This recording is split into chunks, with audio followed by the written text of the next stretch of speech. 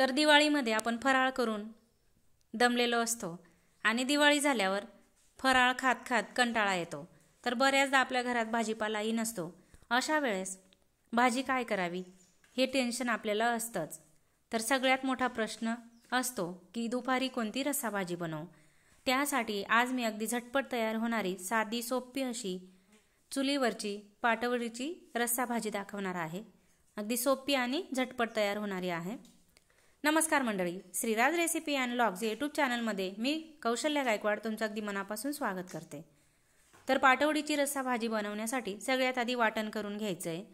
तर इथे आता भाकरी करून झाल्यावर त्याच तव्यावर 2 मोठ्या आकाराचे कांदे उभे कापून टाकून घेतले, थोडंसं तेल टाकलंय आणि हे कांदे आता मस्त असे रंग चेंज होईपर्यंत परतून घ्यायचे। गावाकडे बऱ्याचदा चुलीवर भाकरी बनवल्या जातात आणि त्यानंतर त्याच पेटलेल्या चुलीवर लगेच भाजी बनवली जाते। चुलीवर बनवलेली भाजी खूप छान टेस्टी लागते। तर इथे कांदा मस्त परतून झालाय, रंग बदललेला आहे। त्यानंतर 3 ते 4 चमचे खोबऱ्याचा कीस टाकून घ्यायचा आहे। खोबऱ्याचा कीसही कांद्याबरोबर मस्त असा भाजून घ्यायचा आहे, लगेच भाजला जातो कीस असल्यामुळे। आणि त्यानंतर आता भाजलेला कांदा आणि जो खोबऱ्याचा कीस आहे तो एका डिशमध्ये काढून घ्यायचा आहे। तर इथे आता भाजलेलं खोबरं आणि कांदा डिशमध्ये काढून घेतलाय। त्यानंतर त्यामध्ये 10 ते 15 लसूणच्या पाकळ्या टाकून घ्यायच्या आहेत आणि पूर्णपणे गार झाल्यावर लागेल तसं थोडं थोडं पाणी टाकून छान वाटण करून घ्यायचं आहे। तोपर्यंत एका साईडला आता चुलीवर कढई तापायला ठेवून 1.5 ते 2 पळी तेल टाकून घेतलंय। तेल तुम्ही कमी जास्त करू शकतात। तेल व्यवस्थित तापलं की त्यानंतर तयार करून घेतलेलं लसूण, खोबरं आणि कांद्याचं वाटण टाकून घ्यायचं आणि मस्त परतून घ्यायचं आहे। तोपर्यंत एका साईडला आता एका वाटीत 1.5 चमचा काळा मसाला, 1 चमचा लाल तिखट आणि पाव चमचा हळद काढून घेतली। तुमच्याकडे जेही कुठले साठवणीचे मसाले असतील ते तुम्ही टाकू शकतात। तर वाटण मस्त असं तेल सुटेपर्यंत इकडे परतून झालेलं आहे।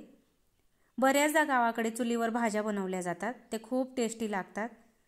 तर वाटण परतून झाल्यावर काढून घेतलेले जे मसाले आहेत ते वाटणमध्ये टाकून अगदी व्यवस्थित असे मिक्स करून घ्यायचे आणि त्यानंतर आता अगदी अर्धा कप गरम पाणी टाकून घ्यायचंय, व्यवस्थित परतून घ्यायचंय आणि हेही वाटण आता मस्त तेल सुटेपर्यंत परतून घ्यायचंय। तर इथे आता वाटण परतून झाल्यानंतर 2 ते 2.5 ग्लास गरम पाणी टाकायचंय। तुम्ही हवं तर गार पाण्याचाही वापर करू शकतात।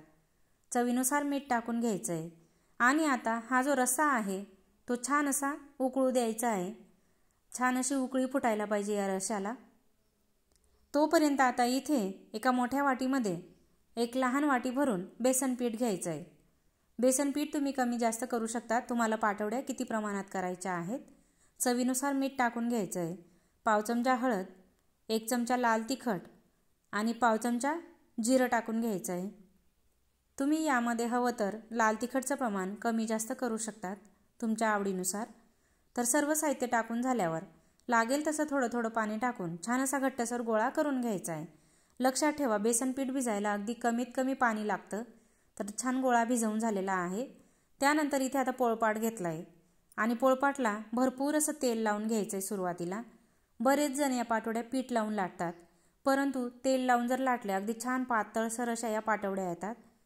त्यानंतर आता भिजवलेल्या पिठाचा गोळा या तेलावर ठेवून अगदी पातळसर अशी ही पारी लाटून घ्यायची। आपण चपाती लाटतो तसंच छान पातळसर लाटून घ्यायचं आहे। त्यानंतर सुरीने शंकरपाळ्यांच्या आकाराच्या वड्या कापून घ्यायच्या आहेत अशा प्रकारे। तर इकडे आता एका साईडला रस्सा मस्त असा उकळायला सुरुवात झाली आहे।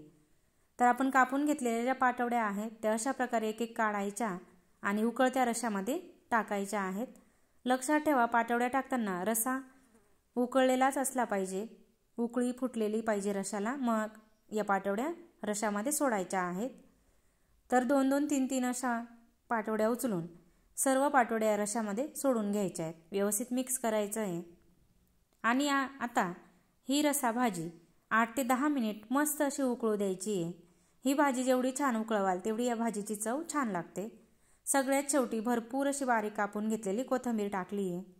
तुम्ही बघू शकता भाजीला मस्त अशी तर्री आलेली आहे आणि रंग तर खूपच छान आलेला आहे।